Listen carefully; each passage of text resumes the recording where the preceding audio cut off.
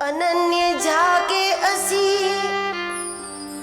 मति न डरै हनुमंत मैं सेवक सचराचर रूप स्वामी भगवान।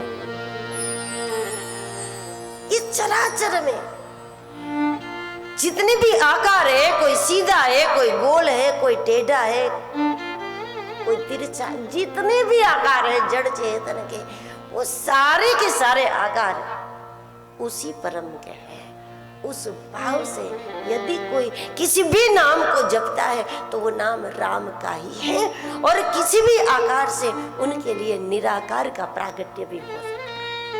किसी पेड़ से भी परम प्रकट हो, किसी खंभे से भी नरसिंह प्रकट हो सकता है, किसी पत्थर से परमात्मा प्रकट हो सकता है।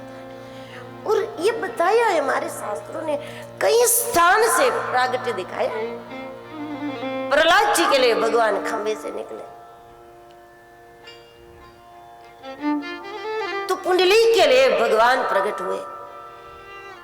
माता पिता को भजते भजते जिस आकार को भज रहे हो उसी आकार से निराकार की झलक प्रकट होगी,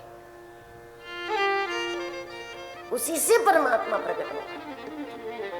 क्योंकि आकार सारे स्थूल ही होंगे। मूर्ति है तो स्थूल है, या धातु की है या पत्थर की है। गुरु को भजो, संत को भजो, माँ बाप को, किसी भी केंद्र को आपने अपनाया है तो स्थूल न, वो सब स्थूल है। लेकिन बजने वाले की खोज स्थूल न हो तो ये स्थूल आकार से भी परम का प्रागट्य होता है। ये तो जपने वाला जैसे जैसे जपेगा वैसे वैसे उसको, जिस माध्यम से आप जप रहे तो उसी माध्यम से ही परमात्मा निकलेगा।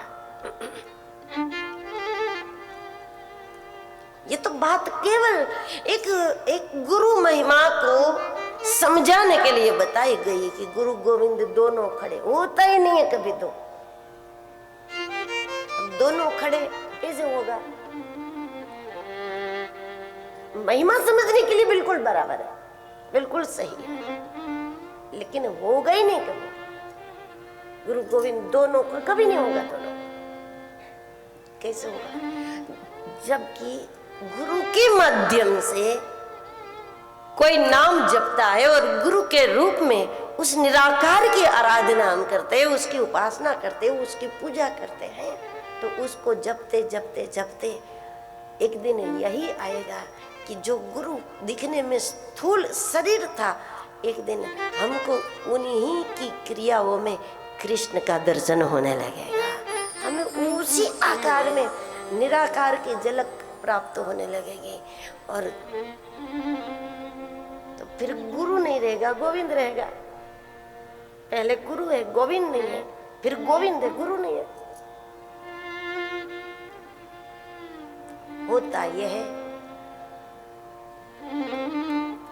विश्वास पूर्वक नाम जप करे और एक स्वरूप से, एक केंद्र से हमारी निष्ठा हो, चाहे वो गुरु हो, राम हो, कृष्ण हो, शिव। जब उससे हमारी निष्ठा हो कि हमें इसी से उसको प्रकट करना है, हमें इसी से उसको पाना है, हमें इसी आकार से निराकार को प्रकट करना है, फिर वो कोई भी रूप क्यों ना हो।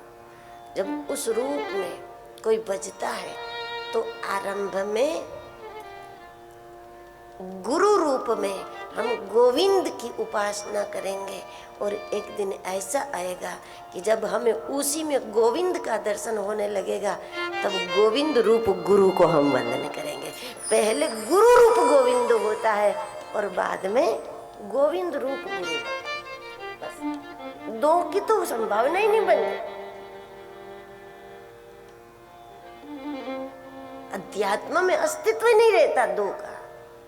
प्रेम गली अति सांकरी तामे दो न समाए, क्योंकि ये मार्ग ही गली वाला है। कौन गली गयो श्याम, ये नहीं कहते कौन से सड़क पे गया, क्योंकि क्योंकि वो हाईवे का मार्ग ही नहीं है।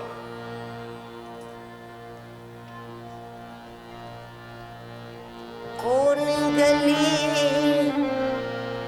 गयो श्याम रे,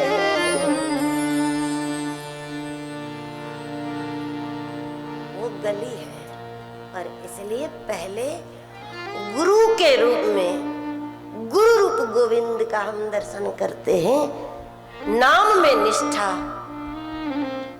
और रूप में हमारी एकाग्रता, रूप का ध्यान, नाम का जप, और नाम रूप में अगर साधक की निष्ठा है तो आरंभ में गुरु में गोविंद का दर्शन और एक दिन गोविंद रूप गुरु का दर्शन। तो ये मार्ग कठिन नहीं है, लेकिन हम सरल उपाय को महत्वपूर्ण नहीं समझते। लोगों को ये लगता है कि 2 अक्षर का नाम हो, बस उसको बैठे बैठे जपे, इससे क्या फायदा हो जाता है। जब यही समझकर जप रहे होंगे इससे कुछ होने वाला नहीं है, यही समझकर जप रहे, इससे क्या होगा? ये 2-3 अक्षर का नाम, इसको बैठे बैठे जपे, इससे क्या हो, इससे थोड़ी क्या कुछ हो जाता है। बस यही समझ के इससे कुछ नहीं हो सकता, यही समझकर आप जप भी रहे, तो ऐसे में वो जपना टाइम पास नहीं होगा तो क्या होगा? पहुंचना थोड़ी होगा।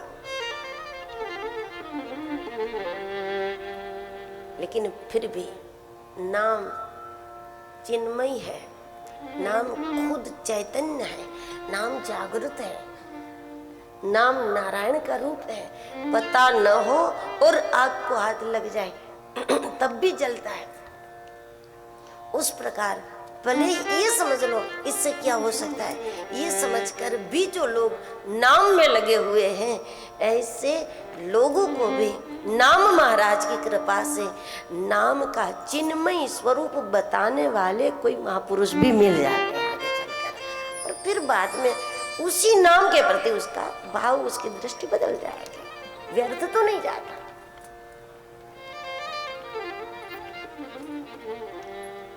नाम ले जाता है, नाम से दाम का निर्माण होता है,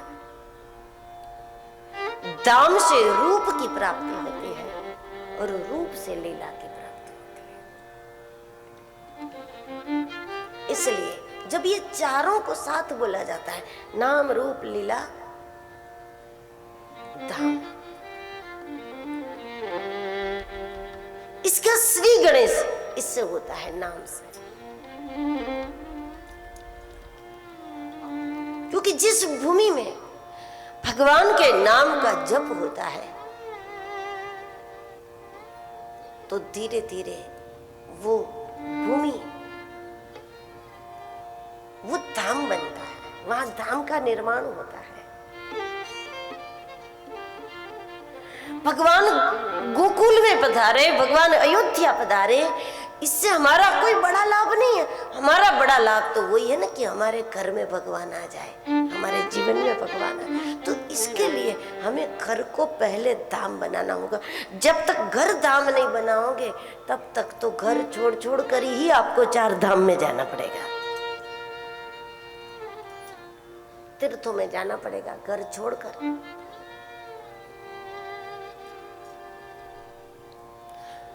लेकिन तब आपका भटकाव समाप्त हो जाएगा, आपका घूमना फिरना सब शांत हो जाएगा, भटकाव से आप मुक्त हो जाओगे जब घर ही धाम बन गया।